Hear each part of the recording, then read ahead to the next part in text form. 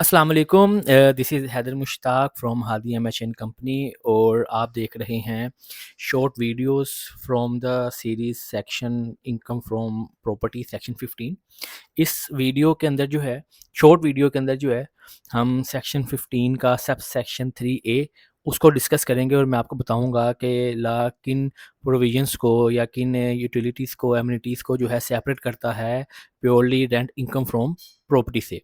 तो चलते हैं विदाउट वेस्टिंग एनी टाइम। अच्छा, इस स्टार्ट करने से पहले एक छोटी सी चीज़ बताता चलूँ कि almost in every video comment section में लोग पूछते हैं कि सर आप हमें कंप्यूटेशन बताएं, सेक्शंस को इतनी डिटेल में आप क्यों डिस्कस करते हैं। तो उन सब स्टूडेंट्स के लिए, प्रोफेशनल्स के लिए बताना ज़रूरी समझूंगा कि देखें, ये हमारे पास जो है फॉर्म 114 का जो है इनकम टैक्स रिटर्न का फॉर्म है और उसकी जो टैब है प्रॉपर्टी, ये उसकी स्क्रीन है। अब यहाँ पे सारा हमने डाटा पुट करना है और जहाँ पे जो रिसीट्स हैं या जो डिडक्शंस हैं, इनके पीछे वो सेक्शंस हैं जो हम इन वीडियोस के अंदर जो है वो डिस्कस कर रहे होते हैं। और कुछ इनके अंदर कुछ ऐसी इनकम है जो हम प्योरली इनकम फ्रॉम प्रॉपर्टी के टैब में नहीं कर सकते, उसको हम लोगों ने अदर सोर्सेज में रिपोर्ट करना होता है, जिस तरह रेंट फ्रॉम सब लीज ऑफ लैंड और बिल्डिंग है, जहाँ पे सब रेंट का या सब लीज का कंसेप्ट आ जाता है। फिर उसके बाद जो है rent from lease of building with plant and machinery है, जो मैं लास्ट वीडियो में बता चुका था। तो इसलिए जो है ज़रूरी है कि आप लोगों को सेक्शंस की अंडरस्टैंडिंग हो और सेम उसी फॉर्मेट के ऊपर जो है मैंने हर रिसीट और डिडक्शन के आगे उसका रेलिवेंट सेक्शन भी है और इसकी भी एक अलग से एक वीडियो बना दूंगा, जिसके अंदर मैं इसी जो है पोर्टल की जो टैब है प्रॉपर्टी की, उसमें मैं हर सेक्शंस को जो है ब्रीफली थोड़ा थोड़ा आपको डिफाइन कर दूंगा। तो अभी हम चलते हैं प्रीवियस अपनी स्लाइड्स के ऊपर और यहाँ से जो है अब मैं आपको बताऊंगा कि सब सेक्शन 3 यानी कि सेक्शन 15 इनकम फ्रॉम प्रॉपर्टी का सब सेक्शन 3A हम इसको जो है वो डिस्कस करते हैं। अब ये जो सेक्शन 3 है, ये हमारा कनेक्टेड सर्विसेज से रिलेटेड है, यानी कि इसका जो मेन क्रक्स मैं आपको बताऊं वो है कनेक्टेड सर्विसेज। तो चलें इसको हम देखते हैं। अब सेक्शन आपके सामने है, इसको मैं डिक्टेट तो नहीं करूंगा बट आई विल एक्सप्लेन कि उसने इसके अंदर मेंशन क्या किया हुआ है। तो इन सिंपल वर्ड्स में मैं अगर आपको बताऊं कि लॉ हमें ये कहता है, इनकम टैक्स ऑर्डिनेंस 2001 हमें ये बताता है कि इनकम फ्रॉम प्रॉपर्टी सेक्शन 15 के सब सेक्शन 3A के अंदर उसने क्या मेंशन किया हुआ है। तो वो हमें ये बता रहा है कि अगर आप कोई भी अमाउंट जो रेंट के अंदर इंक्लूड हो, चाहे रिसीव्ड हो या रिसीवेबल हो, कैश या अक्रूवल बेसिस के ऊपर बाय अ पर्सन, ठीक है, और उस रेंट के साथ अगर आप का जो लैंडलॉर्ड है या बीइंग अ लैंडलॉर्ड, अगर आप एक बिल्डिंग को रेंट पे देते हैं और उसके साथ आपने किसी किस्म के कोई एमिनिटी या यूटिलिटीज या और कोई किसी किस्म की भी कनेक्टेड सर्विसेज उसको दी हुई हैं और वो आप जो रेंट रिसीव करते हैं, that is not your purely income from property के लिए जो रेंट है, ठीक है, ये जो आपकी इनकम है ये रिपोर्ट होगी इनकम फ्रॉम अदर सोर्सेज के अंदर। यही उसने सेक्शन के अंदर लिखा हुआ है और जो मैंने अभी आपको चीज़ बताई है, जो कंसेप्ट डिलीवर किया है, सेम जो है मैंने इसको प्लेन इंग्लिश में भी यहाँ पे लिखा हुआ है। तो इसका मतलब ये हुआ कि जो बिल्डिंग का रेंट है वो आपका जाएगा प्रॉपर्टी इनकम के अंदर, और अगर किसी किस्म की भी कोई अदर कनेक्टेड सर्विसेज या यूटिलिटीज आप उससे कलेक्ट कर रहे हैं, वो आपकी जाएगी एज अ ट्रीट होगा सर्विस चार्जेस और वो रिपोर्ट होगी under the tab income from other sources के अंदर। ठीक है, यहाँ पे ये चीज़ हमने कर ली। इसी को अगर आगे चल के मैं आपको थोड़ा सा लीगल कंटेक्स्ट में बताऊं, तो उसने यही मेंशन किया हुआ है कि आपकी जो रेंट के अंदर अमाउंट इंक्लूड है अदर सर्विसेज की या किसी किस्म की यूटिलिटी एमिनिटी की, वो आपकी जो है रिपोर्ट होगी इनकम फ्रॉम अदर सोर्सेज में। और जो pure pure pure rental income है वो आपकी इनकम फ्रॉम प्रॉपर्टी के अंदर रिपोर्ट होगी और उसी के ऊपर आपने अपनी टैक्सेबल इनकम जो है वो कैलकुलेट करनी होगी। तो इसका मतलब ये हुआ कि लेट से इन केस अगर मैंने एक बिल्डिंग रेंट पे दी हुई है या मैंने कोई रूम रेंट पे दिया हुआ है और उसके साथ मैं अपने टेनेंट को कहता हूँ कि आपने लमसम मुझे 100,000 पे करना है, इसके अंदर आपकी इलेक्ट्रिसिटी भी है, इसके अंदर आपके इंटरनेट चार्ज वाईफाई चार्जेस भी है, इसके अंदर आपका सुई गैस का भी बिल है, इसके अंदर आपकी वाटर सप्लाई का भी बिल है, इसी के अंदर जो है मैं आपको एयर कंडीशनिंग भी दे रहा हूँ। और अगर मेरी बिल्डिंग है उसके अंदर एलिवेटर है, कुछ आज जैनिटोरियल सर्विसेज हैं, कुछ सिक्योरिटी गार्ड रखा हुआ है, कोई पार्किंग मैंने अगर उसको प्रोवाइड की हुई है उसका चार्जेस लेता हूँ, मैंने इंटरनेट का जैसा बताया, बिल्डिंग मेंटेनेंस का मैंने कुछ पोर्शन डाला हुआ है। तो ये जो सारी चीज़ें हैं ना, ये क्लब होके मैं उसे 100,000 मंथली चार्ज कर रहा हूँ। अब इस 100,000 में मैं ये देखूंगा कि मेरी बिल्डिंग का रेंट जो है वो कितना है। लेट्स से मेरा रेंट बनता है 70,000 और उसके साथ जो 30,000 है वो मैं कलेक्ट करता हूँ कॉमुलेटिव इन सब कैटेगरी की मद में एग्जांपल दे रहा हूँ, ठीक है? ज़्यादा भी हो सकती है, कम भी हो सकती है, depending on the locality of the building, ठीक? तो आपने जस्ट कंसेप्ट देखना। तो क्या होगा कि जो मेरा 70,000 है, वो मेरा जाएगा टैब इनकम फ्रॉम प्रॉपर्टी में, और जो 30,000 है ये कनेक्टेड सर्विसेज की, एमिनिटीज़ की, ये मेरा जाएगा अदर सोर्सेज़ के अंदर। क्लियर? यहाँ तक किसी किस्म का कोई मसला कमेंट में लिखिएगा, लाज़मी रिप्लाई करूँगा। थोड़ा टाइम लग जाता है लेकिन मैं रिप्लाई लाज़मी करता हूँ। अच्छा, उसके बाद जो है, अच्छा यहाँ पे इसको रखते हैं इसी वीडियो में, और इसी स्लाइड के ऊपर मैं आपको थोड़ा-सा यहाँ पे एग्ज़ाम्पल भी देता हूँ। लेट्स से कि अगर मैं आपको अब ये समझाने के लिए बात कर रहा हूँ कि आपने क्या किया कि आपने एक रूम दिया हुआ है रेंट के ऊपर। आप उस रूम में उसको कहते हैं कि मैं आपसे वाईफ़ाई चार्जेज़ भी ले रहा हूँ, मैं आपसे कोई लॉन्ड्री चार्जेज़ भी ले रहा हूँ, या कोई मैं आपसे एसी वगैरह गैस के भी चार्जेज़ ले रहा हूँ।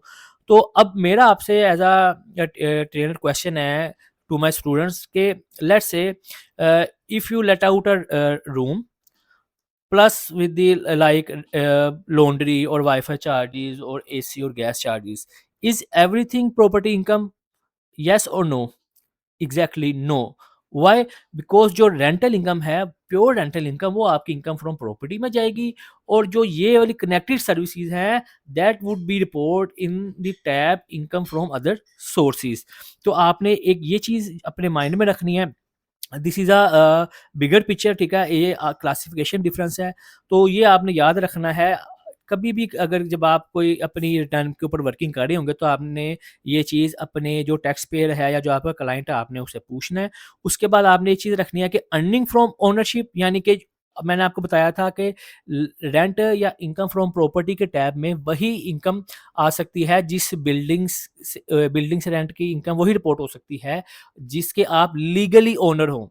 ठीक है? ये आगे जाके मैं आपको रिपोर्टेड जो जजमेंट्स होती हैं, मैं उसके रेफरेंस से भी आपको बता दूँगा। तो ओनरशिप उस बिल्डिंग के रेंट से जो आपको आ रही है, ठीक है? वो आपने देखनी है, और अर्निंग सर्विसेज़, अब जैसा ये मैंने आपको बताया कि डिफरेंट आपकी सर्विसेज़ थी, जो मैंने यहाँ पे सारी आपके सामने मेंशन भी की हुई हैं। अब मैं इसके एक एग्जांपल देता हूँ। लेट्स से आपने एक अपार्टमेंट रेंट पे दिया हुआ है, ठीक है? से आपने उस अपार्टमेंट का जो रेंट है वो 80,000 आपने से लिया। आप अब जिस तरह पाकिस्तान में आजकल जो है काफ़ी वो लोड शेडिंग हो रही है। ये ईरान और इनकी जंग की वजह से जो भी ये फ्यूल वगैरह है, जो भी बहाने हैं गवर्नमेंट के हैं एनीवे। तो अब इसमें क्या है कि लेट्स से एग्जांपल है कि अपार्टमेंट की जो रेंट है वो 80,000 है। आपने जनरेटर की उनको फैसिलिटी दी हुई है, आप 10,000 पर मंथ उसको चार्ज करते हैं, और से आपने सिक्योरिटी चार्जेस भी आप उनसे बिल्डिंग का लेते हैं। तो उसका टोटल रेंट है 15,000। तो इज़ इट पॉसिबल कि ये 15,000 जो ऑल है that would be include in income from property? No. Why? जो मैंने आपको लास्ट वीडियो में बताया था रेंट मीन्स, ठीक है? जो मैंने रेंट मीन्स का वर्ड यूज़ किया था, उसमें मैंने आपको बताया था कि बिल्डिंग का जो ओनरशिप है, लीगल ओनरशिप होनी चाहिए आपके पास, नहीं तो फिर आपका सबलेट के केस में चला जाएगा, वो अदर सोर्सेज में है, ठीक है?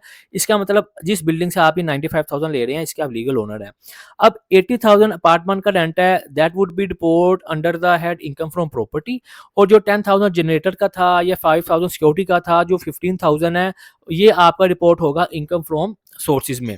इसी तरह अगर आपने लेट्स ऑफिस की कोई बिल्डिंग दी हुई है, और आपने अपने टेनेंट को कहा कि जनाब मैं आपसे ऑफिस का रेंट भी लूँगा, एयर कंडीशनिंग चार्जेस भी लेता हूँ, मेंटेनेंस चार्जेस भी लेता हूँ, या रिसेप्शन सर्विसेज भी बाज़ का जो है वो नीचे मेन पे दी होती है बिल्डिंग्स के अंदर, जिस तरह आप कमर्शियल बिल्डिंग्स देखते हैं। तो इसमें क्या होगा कि जो ऑफिस का उस स्क्वायर आप स्क्वायर यार्ड के हिसाब से लगाएँगे, क्या कहते हैं, अपनी जो भी कैलकुलेशन करनी है, उसका ऑफिस का जो रेंट है ना, प्योर बिल्डिंग का रेंट जो है, वो आप जो है रिपोर्ट करेंगे under the head income from property. और इसके अलावा एयर कंडीशनिंग चार्जेस, को मेंटेनेंस, को रिसेप्शन सर्विसेज के कुछ चार्जेस हैं, वो सारे के सारे आपके कहाँ जाएँगे? वो रिपोर्ट होंगे आपके इनकम फ्रॉम अदर सोर्सेज के अंदर। ठीक हो गया? तो ये थोड़ा-सा मैंने आपको बताना था।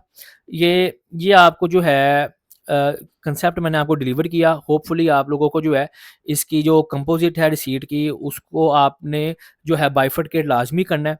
ये मैंने आपको बता दिया कि इनकम फ्रॉम प्रॉपर्टी में और इनकम फ्रॉम अदर सोर्सेज में क्या-क्या चीज़ें जो है वो रिपोर्ट होनी है। तो आपने ये चीज़ याद रखनी है, if a building gives property income but facilities and services create operational income, ठीक है? या आप इसको इस तरीके से याद कर लें कि walls create rent, services create separate income. अगर किसी को याद करने में मुश्किल हो कि सर हमने किस तरीके से इसकी बाइफरकेशन करनी है, तो आप ये याद रखें, बिल्डिंग है ना, बिल्डिंग के चारों तरफ क्या है? वॉल है। तो याद करने के लिए एक देसी सा फार्मूला है कि वॉल क्रिएट रेंट, यानी कि जो बिल्डिंग से रेंट आएगा वो इनकम फ्रॉम प्रॉपर्टी में, और सर्विसेज क्रिएट सेपरेट इनकम, जो ये सर्विसेज है ये आपकी जाएंगी इनकम फ्रॉम अदर सोर्सेज में। तो ये छोटा सा एक लेक्चर था, ये मैंने आपको दिया, इसको अब आपने अपने माइंड में रखना है। और स्टूडेंट्स या जो प्रोफेशनल से वीडियो देख रहे हैं, आपने इस मतलब हम before closing of this lecture आपने चीज़ माइंड में रखनी है कि note every receipt from tenant is rent. Amenities हो गई, यूटिलिटीज हो गई, सर्विसेज हो गई, ठीक है, they are separated from income from property, and classification of income is extremely important in tax law, especially under the head income from property, as we read in subsection 3A। ठीक हो गया। And section 15 only taxes passive property ownership और property pure rental income. और जो services हैं like service element shift to the other services, अब ये service elements है ना, they are shift to the income from other sources. और जो कंपोजिट है रेंटल एग्रीमेंट का, दैट रिक्वायर्ड प्योर बाइफर्केशन, आपने उस रेंट के एग्रीमेंट के अंदर, जो भी आप रेंट का एग्रीमेंट कर रहे हैं उसके अंदर आपने कैटेगोरिकली मेंशन करना है कि बिल्डिंग का रेंट कितना होगा, और उसके साथ अगर आप इनमें से कोई भी सर्विस उसको दे रहे हैं अपने टेनेंट को, तो उसके कितने सर्विस चार्जेस होंगे मंथली, और वो आपने बाइफर्केट करना है, ताकि जब आप जी रेंट के ऊपर अपनी annual income tax return file कर रहे होंगे उसके अंदर फिर आपने लिखना है कि इनकम फ्रॉम प्रॉपर्टी के अंदर मेरा ये प्योर रेंट है, जो कि वॉल क्रिएट्स रेंटल इनकम, ये याद करने के लिए आपको कुलिया दिया है। और जो सर्विसेज हैं वो सारी आपने जो है इनकम फ्रॉम अदर सोर्सेज में देनी है।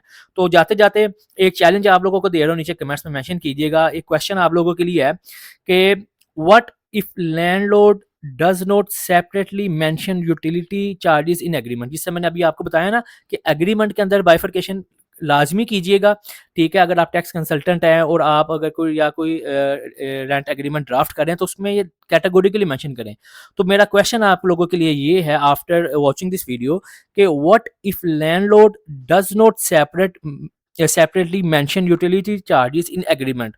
सो इस क्वेश्चन से क्या होगा कि this question opens discussion on like implied services element, जो मैंने यहाँ पे लिख दी हैं, ठीक है। एलोकेशन इश्यूज आ जाएंगे, कुछ आपने टैक्स प्लानिंग भी करनी होगी, वो टैक्स प्लानिंग आपने नीचे कमेंट्स में बताना है। और एक चीज़ याद रखिएगा, सब्सटेंस ओवर फॉर्म, ये लाजमी आपने नीचे बताना कि सर क्या है। तो ये हम छोटी सी इसको जो है वीडियो के नीचे कमेंट्स के तौर पर लर्निंग का जो है एक हम अपना कंटिन्यू रखेंगे।